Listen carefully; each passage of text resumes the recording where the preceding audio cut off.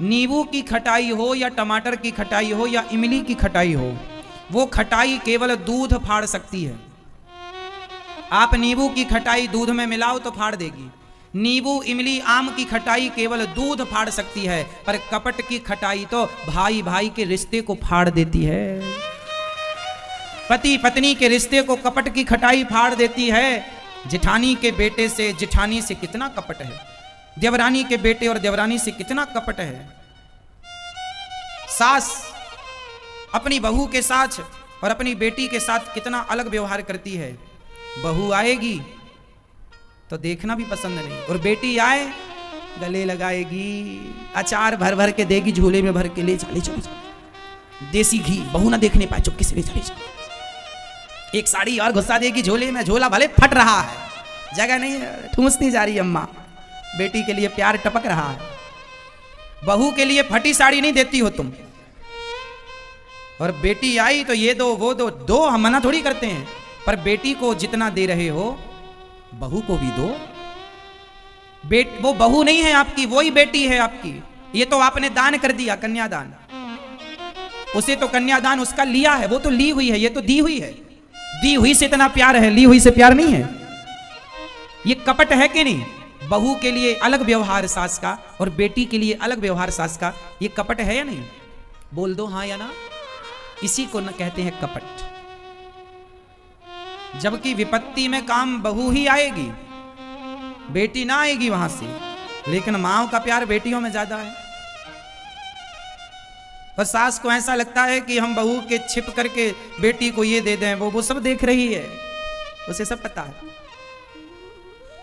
आपकी बेटी आए तो बिल्कुल मान सम्मान दीजिए उसे, साड़ी दीजिए, पायल दीजिए, अचार दीजिए, पापड़ दीजिए, देसी घी दीजिए, लेकिन चोरी से नहीं दीजिए। सास है ना चोरी से देती हैं, बहू की चोरी से, बहू ना देख ले। जबकि बहू ने सीसीटीवी कैमरे चिपका रखा तुम्हारी साड़ी में, उसे सब पता, वो सब देख रही है। और तुम्हें क्या लग रहा है वो नहीं जानती? वो सब जानती है। फिर रात को अपने पति से क्या कहती है? पति बोला जरा अचार लाओ, नहीं है अचार, कहां चला गया? तुम्हारी बहन आई थी, पूरा ले गई भर के, तुम्हारी माँ ने दे दिया।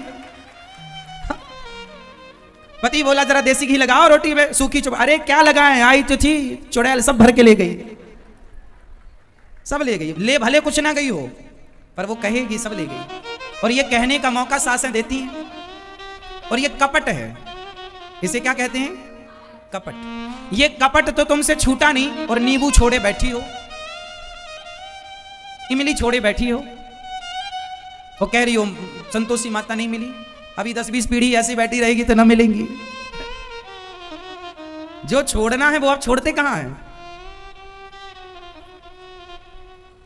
है ना मेरी मां?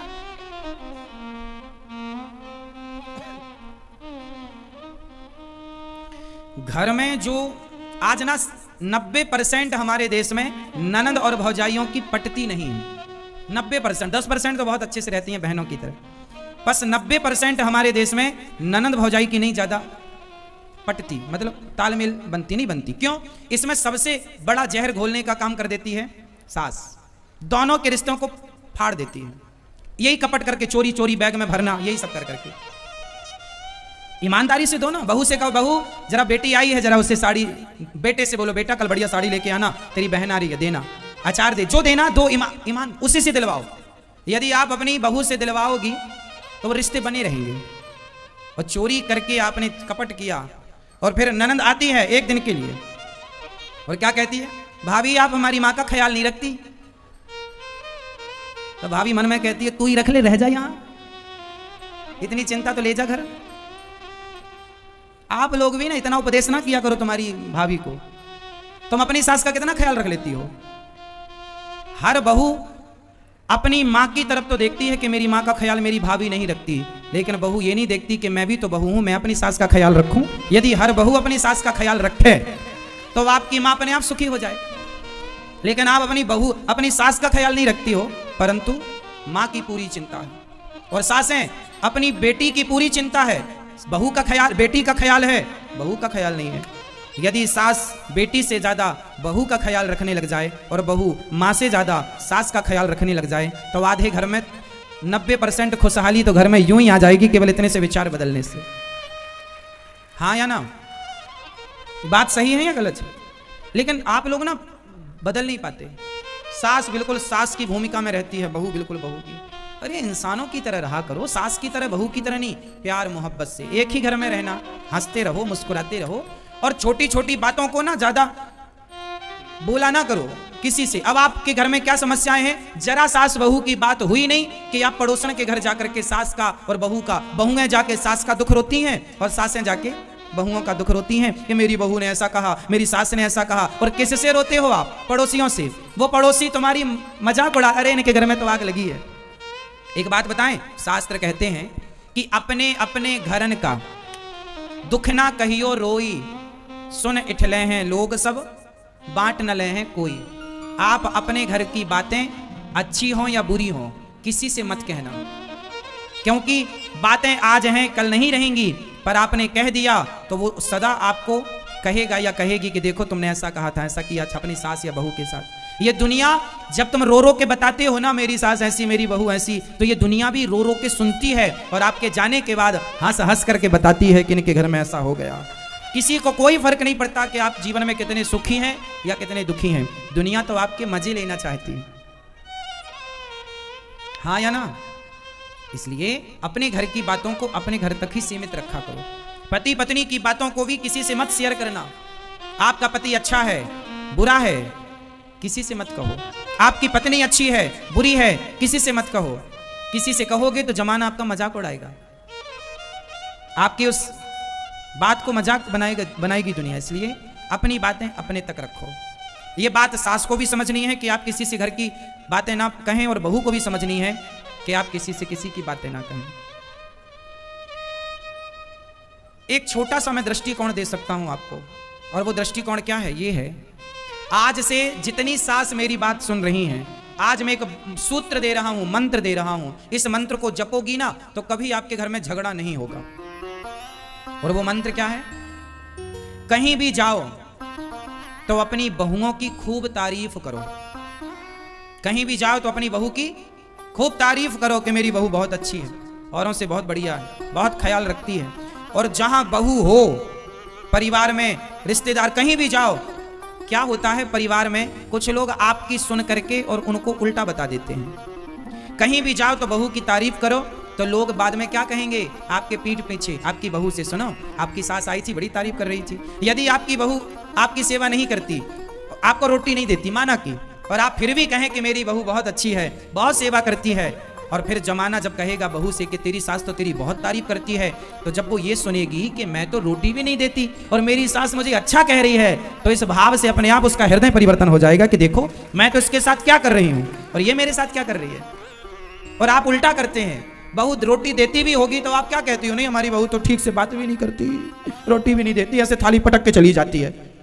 कभी बहू थाली रख रही थी और साड़ी फंस गई और थाली गिर गई, तो सास को क्या लगा? पटक के चली गई। वो रखी थी, पर वो अब सारी जिंदगी यही कहेगी हमारी बहू तो पटक के चली जाती है, थाली ऐसे। किसी के दोष क्यों देखना है? किसी के गुण क्यों नहीं देखना है? रिश्तों को जब रहना आपको इन्हीं के संग है तो रोते क्यों रहो? हंसते रहो ना, प्रसन्न रहो ना, खुश रहो ना। खुशहाली कहां से आएगी? आप एक घर में 4 लोग रहते हैं, चलो एक सवाल पूछ रहा हूं, जरा उत्तर दो। 4 गाय हैं और चारों दिशाओं में गायों ने मुंह कर रखा है। एक गाय ने पूर्व दिशा में मुंह, एक ने पश्चिम में, एक ने उत्तर में, एक ने दक्षिण में, और बीच में घास रखी है। अब बताओ वो कैसे खाएंगे? बीच में घास रखी है और एक गाय ने पूरब की तरफ मुंह, एक ने पश्चिम, एक ने उत्तर, एक ने दक्षिण में कर रखा। अब बताओ कैसे खाएंगी? आप बताओ। एक गाय का मुंह, हाँ बिल्कुल ठीक कहा आपने, एक गाय का मुंह पूरब इस तरफ, एक गाय का मुंह इस तरफ, तो दोनों का मुंह बिल्कुल सामने हो गया। एक गाय का मुंह इस तरफ, एक गाय का मुंह इस तरफ, और बीच में घास रखी है, खा रही है आराम से, क्या बुराई है? बिल्कुल सिंपल है। 4 गाय हैं और चारों दिशाओं में मुंह है। भाई आमने सामने मुंह ना हो जाएगा? ये पूरब ये पश्चिम, तो ये सामने मुंह हो गया, ये मुंह यहाँ, एक दक्षिण एक उत्तर, ये मुंह, चारों का मुंह जाके एक जगह हो जाएगा, और एक जगह घास रखी है, खाएंगे चारों एक साथ। यही आपके घर में हो रहा है। आपके घर में भी 4 लोग हैं और चारों का मुंह चारों दिशाओं में है। एक रसोई में रोटी बन रही है, खाना एक साथ है, लेकिन अलग अलग। इसलिए हम क्या कह रहे हैं, समझो कि आप लोगों का चारों दिशाओं में मुंह है ही, तो चारों दिशाओं में मुंह दो प्रकार से हो सकता है। गाय चारों दिशाओं में मुंह कर सकती है। एक तो ये उपाय है कि एक दूसरे के सामने मुंह करें ऐसे ऐसे, और एक ये भी उपाय है कि एक इस तरह मुंह करके खड़ी हो जाए तो पूंछ हो जाएगी पीछे, घास की तरफ पूंछ हो जाएगी गाय की, तो चारों की पूंछ एक जगह हो जाएगी। या तो चारों की पूंछ एक जगह हो जाएगी, या तो चारों का मुंह एक जगह हो जाएगा। वो दोनों सही है, दोनों में चारों दिशाओं में मुंह है, हाँ या ना। अब आपको देखना है कि आपको भी चारों दिशाओं में तो मुंह है, पर कैसे मुंह करना है। अब जैसे आप पति और पत्नी खड़े हैं, एक दूसरे की पीठ से चिपक कर खड़े हो जाएं तो आपका दो दिशाओं में मुंह हो जाएगा, और एक दूसरे के सामने मुंह के सामने बिल्कुल आमने सामने खड़े हो जाएंगे तो भी दो दिशाएं हैं, हाँ या ना। पति पत्नी जैसे देखो, आप मेरे सामने बैठे हैं तो आपका उत्तर दिशा की तरफ मुंह है और मेरा इस दिशा के सामने की दिशा की तरफ मुंह है। एक तो ये हो गया। एक ऐसा भी हो सकता है कि आप पलट के बैठ जाएं, मैं आप पलट के बैठ जाऊं तो मैं इस तरफ देखने लग जाऊंगा, आप उस तरफ देख, दिशाएं दो ही रहेंगी। अब आपको यह निर्णय लेना है कि पति पत्नी तुम एक दूसरे को पीठ दिखा के रहना चाहते हो या एक दूसरे के मुंह के सामने आंखों के सामने रहना चाहते हो। यह निर्णय आपको लेना है। सास बहू तुम दो हो, एक दूसरे को पीठ दिखा के रहना है या एक दूसरों की शकल देखते हुए, सूरत देखते हुए एक दूसरे के मुंह के साथ मुंह करके रहने में खुशी मिल रही है। आपको निर्णय लेना है। यदि लड़ोगे झगड़ोगे तो पीठ वाली बात हो जाती है, एक दूसरे को पीठ दिखा गए। और प्रेम होता है तो आदमी एक दूसरे की तरफ मुंह करता है। एक दूसरे की तरफ पीठ तभी करता है जब खटास हो। क्या हो, क्या हो मैया, खटास। तो संतोषी माता के व्रत में क्या छोड़ेंगे आप लोग, खटाई। कौन सी, टमाटर, नींबू, इमली, आम, दही, छाछ, ये तो सब छोड़े बैठे हो। कपट और प्रेम मोहब्बत से रहो, एक दूसरे के काम आओ, ये जीवन है। जो जैसा है, सास अच्छी है उसे स्वीकार करो, बुरी है जैसी है उसे स्वीकार करो, सेवा करो, अपने कर्तव्यों का पालन करो। बोलो कुछ मत, चुप रहो। जहां जरूरत जितने की बोलो। रिश्तों को बेहतर बनाने का सबसे बड़ा उपाय है इग्नोर। जो बात आपको पसंद ना हो इग्नोर कर दीजिए, सुनिए ही मत। हमारी जो बात आपको अच्छी लगे वो सुन लीजिए, जो अच्छी ना लगे मत सुनिए। पति की जो बात अच्छी लगे सुन लो, अच्छी ना लगे इग्नोर। पत्नी की जो बात अच्छी लगे सुन लो, ना लगे तो इग्नोर। सास की कोई बात अच्छी लगे सुन लो, नहीं तो इग्नोर। बहू की बात अच्छी लगे तो सुन लो, वरना इग्नोर। याद रखना ये मंत्र है, इग्नोर। बातों को इग्नोर करना सीखिए। आप लोग इग्नोर नहीं, इग्नोर मतलब नजरअंदाज, छोड़ो कल की बातें, कल की बात पुरानी। आप लोगों में क्या होता है कि जरा किसी ने कुछ कह दिया तो आप गांठ बांध के बैठ जाए, मुझे ऐसा कह दिया, ऐसा कह दिया। कह दिया सो कह दिया। याद रखोगे तो दुख होगा, भूल जाओ और आनंद से रहो।